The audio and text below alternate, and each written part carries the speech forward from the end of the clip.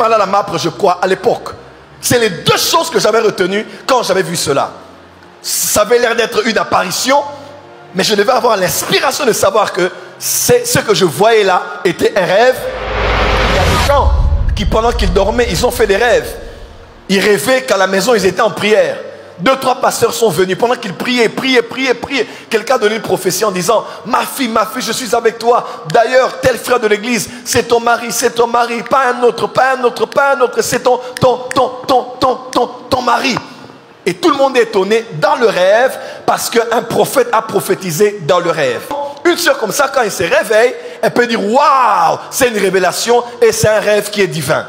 Et pourtant,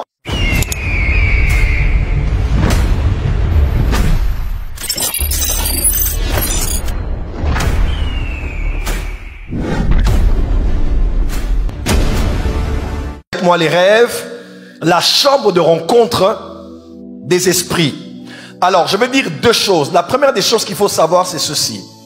Dans la Bible, basiquement parlant, vous allez voir 3 termes qui se ressemblent et qui se suivent souvent quand on parle du monde des rêves. Il y a le mot rêve, le mot songe ou le mot vision nocturne. Quelqu'un peut dire avec moi rêve, songe, vision nocturne. Amen. Alors, de manière globale et de manière basique, ces 3 concepts peuvent être interchangeables. C'est-à-dire, quand vous lisez l'histoire de Joseph, par exemple, à la place de rêve, une autre version parle de songe. À la place de songeur, une autre version parle de rêveur. Donc, celui qui veut faire la distinction entre rêve et songe aura des difficultés, puisque c'est rêve qu'on a utilisé de manière interchangeable avec songe. Amen, amen. Amen. Mais lorsqu'on va un peu plus haut ou bien plus loin, on peut commencer à faire des nuances ou des distinctions, notamment entre rêve et songe. Généralement, il est cru et il est accepté dans les enseignements des songes et des rêves que le mot rêve peut être ce que nous avons de manière ordinaire, ok, mais le mot songe va plus sur une dimension où Dieu commence à nous parler, où il y a une révélation, où il y a un message qui est inclus. Amen, amen. Et d'autres même vont encore plus loin pour dire qu'une autre dimension est beaucoup plus grande que ça. C'est celle qu'on appelle les visions nocturnes. D'autres attribuent cela à des songes. D'autres vont plus loin pour dire que c'est au-delà même des songes. Mais ne vous dérangez pas sur les mots. Restez plutôt sur le sens de ce qui vous arrive. Quelqu'un peut dire, on parle des songes sataniques, des rêves sataniques. Ça dépend du concept. Et moi, je préfère parler des rêves sataniques. Dis avec moi, rêve satanique. Donc quand quelqu'un dit j'ai fait un rêve, j'ai fait un songe, j'ai fait une vision la nuit, ça peut être aussi interchangeable. Quand on dit rêve satanique ne veut pas forcément dire un rêve dans lequel on voit Satan, ses agents et les activités sataniques. Donc un rêve satanique, ce n'est pas forcément un rêve quand je dors, j'ai rêvé, j'ai vu Satan, les démons, les sorciers, les agents du diable ou une activité satanique particulière.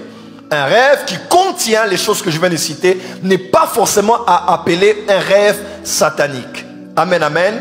Pourquoi? Parce que Dieu peut venir une nuit pendant que tu dors. Il commence à te révéler comment les sorciers de votre famille travaillent. Comment les activités de sorcellerie détruisent l'église et même votre avenue. Amen, amen. As-tu fait pour autant un rêve satanique? Non. Tu as eu une révélation que Dieu t'a donnée la nuit, une vision nocturne, mais qui t'a exposé les activités sataniques. Quelqu'un peut dire amen? Donc un rêve peut avoir un contenu satanique, mais être inspiré de Dieu. C'est Dieu qui te parle, mais qui t'expose des choses qui sont sataniques. Et de l'autre côté, quelqu'un peut aussi avoir un rêve satanique dans lequel il n'y a ni Satan, ni les démons, ni les sorciers, ni les activités sataniques. Mais ce rêve-là n'est pas moins un rêve satanique.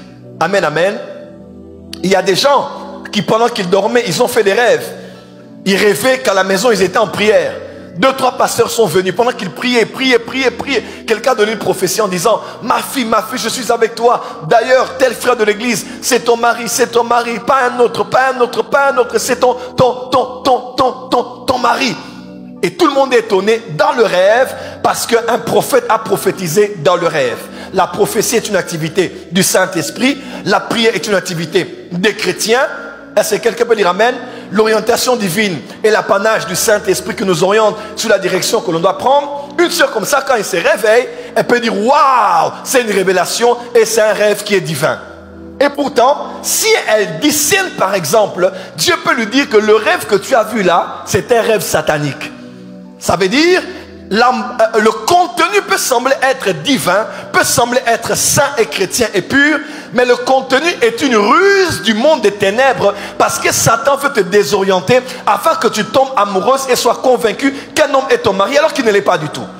Donc, on ne doit pas dire qu'un rêve satanique, c'est seulement un rêve où tu vois les chats, les souris, les hiboux, où tu vois des combats, où tu vois des gens mourir, où tu vois on te suit, ou bien tu vois qu'on a tué ton enfant. Les rêves sataniques n'ont rien à voir d'abord avec le fait de voir Satan et les activités du monde des ténèbres. Le rêve satanique, c'est d'abord un rêve qui est inspiré par le monde des ténèbres et qui a pour but de pouvoir égorger, dérober et détruire, peu importe son contenu. Quelqu'un peut dire amen très fort. Au début de la MAPRE, je me rappelle, j'ai fait un songe. Et le songe que j'ai fait, c'est un songe bizarre. Moi, je me disais que c'était un songe ordinaire. Je dors et je rêve. À l'époque, on avait des actions Rouac à la fleur de sel. Quand j'ai sorti 5 vérités sous l'onction, volume 1. Je dors et j'ai une visitation. J'ai vu un être qui était exactement comme le Seigneur Jésus-Christ. Il vient devant moi et il voulait commencer à s'entretenir avec moi. Et à l'instant même, j'ai su que cet être duquel jaillissait de la lumière n'était pas le Seigneur ou n'était pas un ange. Et le verset qui dit, il se déguise aussi en ange de lumière et ses ministres en ministre de justice. J'ai su que ce n'était pas une apparition angélique ou une apparition du Seigneur. Amen, amen. J'ai su que c'était l'ennemi qui était venu comme le Seigneur afin de me séduire. Et 2 choses j'ai remarqué quand je l'ai vu. La première des choses que j'ai vues, c'était ses yeux. Il paraît que les yeux sont le miroir de l'âme. Il paraît que comme pour connaître quelqu'un qui est coupable ou bien qui est plein d'assurance, tu ne peux le voir que dans ses yeux. Quand tu vois le Seigneur, tu vois ses yeux, tu sais qu'il y a de l'amour, tu sais qu'il y a de la justice, tu sais qu'il y a de la bonté, tu sais qu'il y a de la gloire. Mais quand tu vois les yeux de l'ennemi, tu ne peux pas te tromper, tu verras de la malice et de la haine. La deuxième chose que j'avais retenue jusqu'à aujourd'hui, c'est que quand je voyais ses yeux, je voyais dans ses yeux, je comprenais par son regard qu'il s'étonnait de voir comment les hommes, malgré les péchés qu'ils commettent, Dieu continue à les aimer. J'en ai parlé à la MAPRE, je crois, à l'époque. C'est les 2 choses que j'avais retenues quand j'avais vu cela. Ça avait l'air d'être une apparition, mais je devais avoir l'inspiration de savoir que ce que je voyais là était un rêve satanique. Ma prière à partir d'aujourd'hui, lorsqu'un rêve satanique vient avec un emballage de Dieu, lorsqu'un rêve satanique vient avec un emballage qui semble être de Dieu, être un message pour te mettre dans la confusion, je décrète et déclare qu'un verset biblique vient dans le rêve. Oh, tu n'as pas dit amen. La Bible déclare, prenez l'épée de l'esprit qui est la parole de Dieu. Si j'ai une épée et l'épée me sert à pouvoir être dans l'offensive ou dans la défensive, l'épée que le Saint-Esprit utilise, c'est la parole de Dieu. Très souvent, quand tu es dans un rêve qui est une machination du monde des ténèbres, en imitant ce qui est de Dieu pour te désorienter de ton appel et de ce que Dieu attend de toi, le Saint-Esprit viendra souvent avec un verset. Voilà pourquoi tu dois aimer la parole de Dieu. Il y aura comme un verset qui va pouf, jaillir comme ça et tu sens que le Saint-Esprit te donne l'épée, l'arme que tu utiliseras pour vaincre cette attaque satanique. Je prie que Dieu t'accorde le discernement. Au nom de Jésus-Christ. Donc un rêve satanique, n'oubliez pas, n'est pas un rêve satanique qu'un rêve où il y a des combats. Parce que même Dieu peut te révéler, c'est un songe divin, mais Dieu te révèle les combats que tu as. Mais les combats que tu as vus ne sont pas des combats que tu subis la nuit pour te détruire la journée. Mais c'est les combats que tu vois pour te révéler l'état du monde spirituel qui s'est élevé contre toi, parce que ce songe est un songe divin. Je tenais à le dire parce que la plupart des enseignements, quand on parle des rêves sataniques, tout le monde croit que c'est toujours les animaux, les chiens, les hiboux. Non, il faut avoir la maturité et le discernement.